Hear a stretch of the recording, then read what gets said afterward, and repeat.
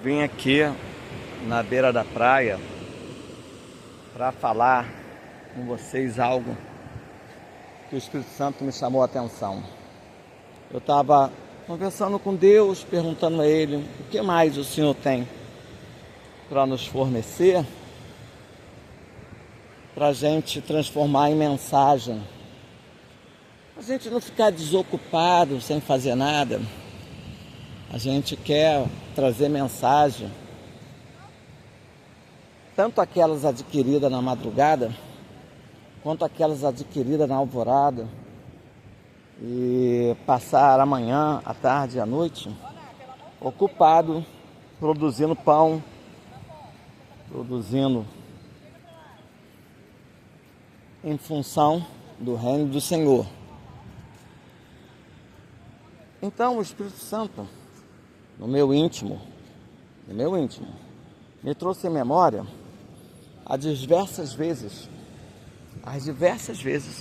em que eu me deparei com pessoas que tinham boa situação e que compraram vários livros bíblicos, livros históricos, livros pastorais, enfim, todo tipo de livro que se encontra hoje numa livraria Betânia, numa livraria da CPAD, né, Casas Publicadoras da Assembleia de Deus, enfim, todo tipo de livraria evangélica, né?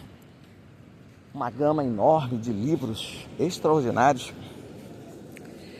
E eu conheci essas pessoas que, na verdade, elas tinham essa condição, compraram esse material, absorveram ele, mas não fizeram o devido uso dele, guardaram para si certos conhecimentos, mas não produziram vídeos, não produziram áudios, não produziram escritos, não compartilharam tais conhecimentos. Eu me lembro de um certo irmão, bem sucedido, que ele comprou muito material e eu falei para ele: olha, você tem ciência de que eu gosto de crescer na graça e no conhecimento e me alimento e alimento posteriormente alguém.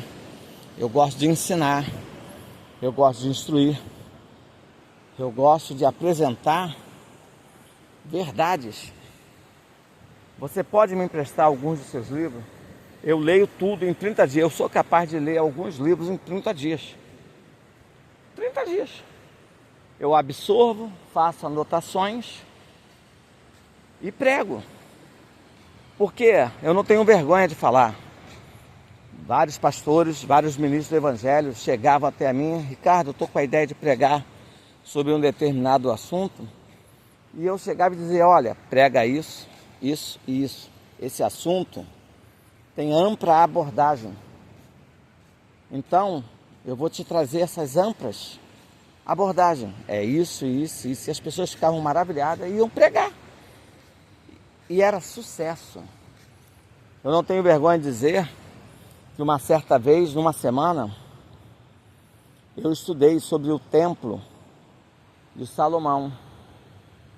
Estudei com profundidade, com o original grego e hebraico. Mas eu fucei, queria mais, e descobri uma mensagem de James Raggart sobre o templo de Salomão. Sensacional.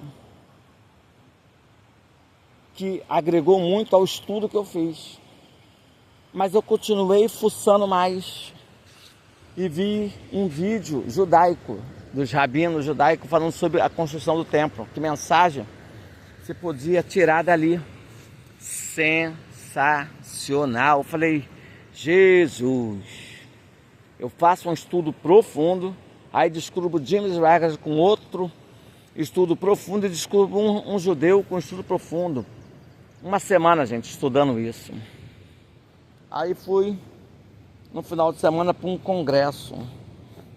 Chegando lá nesse congresso, os líderes desse congresso eram espirituais.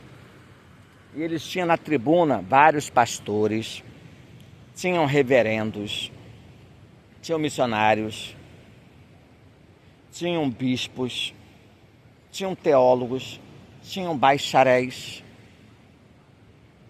tinha todo tipo de pessoas graduada, gabaritada. E eu estava lá, junto ao povo pequeno, nas cadeiras, de frente para a tribuna, cheia de gente importante. E o pastor espiritual disse para todo mundo: olha, eu não anunciei ninguém para pregar hoje. Quem vai pregar hoje aqui é quem Deus falar no pé do meu ouvido, porque Deus fala no meu pé, no pé do meu ouvido. Deus fala. Se vocês não creem, não posso fazer nada, mas Deus fala. Quem prega aqui é quem Deus fala, manda pregar. Tudo bem. O culto rolou, várias oportunidades para muita gente. De repente, ele bota a mão no pé da orelha e ouve Deus falar. Aí ele anuncia a todos: olha, Deus acabou de falar quem vai ser o pregador desse congresso. E não está aqui na tribuna, me desculpa, vocês da tribuna. Mas não está aqui na tribuna. Entre os bacharéis, entre os teólogos, entre os doutores em divindade, mestres da Bíblia, entre os reverendos, os bispos, os apóstolos, entre os pastores, entre os missionários, entre os evangelistas, entre os presbíteros. Não está aqui, está lá no meio do público. E Deus já me falou quem é. Aí apontou o dedo para mim. Quando apontou o dedo para mim, todo mundo olhou para mim. Eu não fiquei surpreso, porque eu tinha estudado uma semana inteira sobre um assunto. Eu falei: Jesus, eu bem entendo que eu sou o mais preparado aqui hoje para trazer mensagem para o seu povo. E vou trazer com propriedade. E aí o culto rolou. E quando chegou minha vez de trazer a mensagem final, eu trouxe com o tema da construção do Templo de Salomão. Eu abordei muita coisa interessante que eles não sabiam. Eu abordei, por exemplo, vindo do estrangeiro, vindo dos gentios, várias peças de bronze que os judeus desconheciam trabalhar com tal material. Abordei que vieram até pedaços de material de bronze, como maçanetas, taças, copos, todo material de bronze misturado, representando cada gentil de cada nação. E também veio dos gentios mestres que trabalhavam com cobre. E ali foi feito duas colunas para a construção do templo, coluna de bronze. Só que o teto do templo não batia, não se apoiava na coluna, não era apoiado na coluna. Eles ficavam assim, ó, essa altura. Mas por quê? Porque o bronze estava tipificando o homem gentil. O teto do templo tipificava a obra de Deus, o reino de Deus.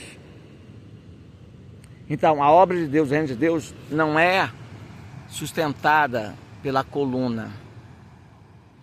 Não, ela é independente. Mas a coluna está ali para fazer parte do templo. E essa coluna de bronze tinha que ser polida todos os dias, já logo na madrugada, para quando o sol refletisse sua luz na coluna, a coluna refletisse sua luz para quem vinha de frente. Quem vinha de frente viu o reflexo da luz do sol. Jesus é o sol da justiça. Jesus quer refletir sua luz em nós, e nós devemos refletir sua luz para quem vem de frente. Os gentios podem fazer isso, mas tem que ser polido, limpo todos os dias. E nós somos limpos todos os dias pela palavra. Se você medita na palavra de dia e de noite, você é limpo todos os dias, você é polido todos os dias. Ó, bronze do Senhor, participante do templo de Deus, integrante do templo de Deus. As colunas era integrante do templo de Deus. Então, eu comecei a trazer essa mensagem e aí estendeu, foi 1 hora de mensagem. Quando eu terminei a mensagem, primeira surpresa, um casal de irmãos, há anos orava o Senhor para que a mãe se convertesse. A mãe nunca se convertia. Naquele dia ela aceitou a igreja, naquele dia ela viu essa mensagem, naquele dia ela quis ser uma coluna de bronze, que ia ser polida pela Bíblia todos os dias. Ia fazer parte do corpo de Cristo, o templo de Deus. Ela aceitou Jesus. Outras pessoas aceitaram, foi uma bênção. E aí, quando eu saio lá fora, vários pastores vêm até mim. E teve um que falou: rapaz, você não sabe de uma coisa. De onde você tirou tudo isso? Porque eu tinha estudado essa mensagem, templo de Deus. O que você pregou, eu não conseguiria trazer sequer 1%. Eu saí daqui com uma aula. E olha que eu estudei, tá? Eu estudei. Mas não sairia 1% do que você pregou, do que você instruiu, do que você falou. E eu achava que eu seria o pregador, porque eu achei que estudei bem o assunto. Falei, primeiro, tive ciência de rabino judaico. Segundo, tive ciência de uma pregação de James Wagner. Terceiro, eu mesmo tive ciência do Espírito Santo, do que deveria falar, através dessa mensagem, o Templo de Salomão. Juntei os três e deu no que deu.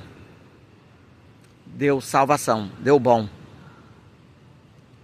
Ele, rapaz, fiquei ali mais 1 hora explicando aos pastores o que aconteceu, como cheguei àquele consenso. E aí as pessoas queriam que eu fosse pregar nas suas igrejas. Então, veja bem, uma luz puxa outra luz. Entendeu? Então, veja bem, eu gosto de aprender para ensinar. Muita gente gosta de aprender, mas não gosta de ensinar, guarda para si. Tu já imaginou se Paulo guardasse para si o conhecimento que ele adquiriu na sua intimidade com Jesus?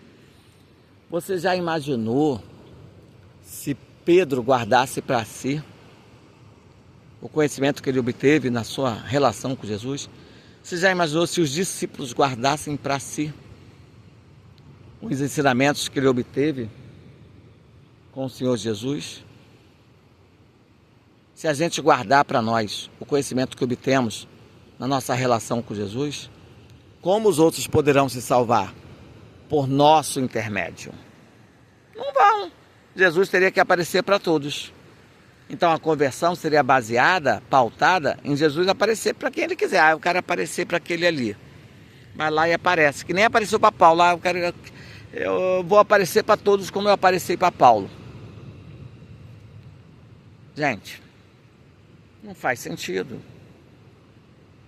Jesus quer nos usar. Quer que a gente cresça na graça, no conhecimento, ciência do Espírito Santo. Ele quer nos esclarecer, nos fazer espiritual para discernir o que é espiritual, o que é carnal. E quer que a gente abra a boca, a gente faça o ID. Onde quer que a gente coloque a planta dos nossos pés, seja lá em qualquer parte do mundo. Pronto. Faz o ID. Entendeu? Então, essa é a grande verdade. Entendeu? Muita gente aprende e não passa adiante. Muita gente aprende e guarda para si. Que proveito tem isso? Você aprender e guardar para si? Fala para mim, que proveito tem isso? Você não dá de beber um manancial de água que está diante de você? Fala para mim, o que adianta Deus te dar água e te fazer uma fonte de água e você fechar a torneira? Você fechar a torneira. Que adianta isso? Que proveito tem isso? Para o reino de Deus? Nenhum. Para o reino de Deus, nenhum. Aí veja bem, olha quantos vídeos eu posto por dia no canal Ricardo Luiz, no canal do YouTube. Olha quantos vídeos que eu posto no WhatsApp, quantos áudios, quantos vídeos eu posto no WhatsApp, nos grupos de WhatsApp. E se eu me calasse? Será que eu teria essa galera toda salva? Ou no mínimo instruída? Bem alimentada, bem nutrida? Será? Será que elas chegariam no céu com um galardão de ouro, prata, pedra preciosa? Ou chegaria, se é que chegaria, ao galardão de madeira, palha ou feno? Me diz? Fala comigo. Pois é. O Espírito Santo me fez vir aqui, diante dessas águas, para dizer que tem gente recebendo da água pura e cristalina e está guardando num potinho, numa talha bem fechada, não distribuindo água para ninguém. Não distribuindo água para ninguém. Ricardo Luiz.